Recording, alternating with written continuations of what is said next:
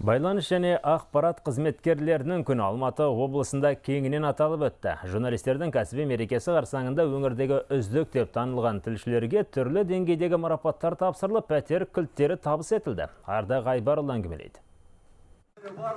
Биылғы журналистер күні Алматы облысының қос қанатындай болған аға басылым Жетісу және Агния Алатау газеттерінің 100 жылдық мерейтойымен есте қалды. Алматы облысының әкімі Амандық Баталов байланыс және ақпарат қызметкерлерін кәсіби мерекемен құттықтап, ғасырлық тойын атап өтіп жатқан қос басылымның 6 журналистіне пәтер кілттерін табыс етті. Жетісу газетінің тілшісі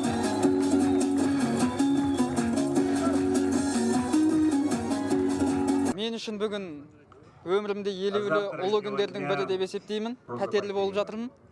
Өте қуаныштымын. Толқып тұрмын. 3 жылдың ішінде пәтерлі болып жатырмыз.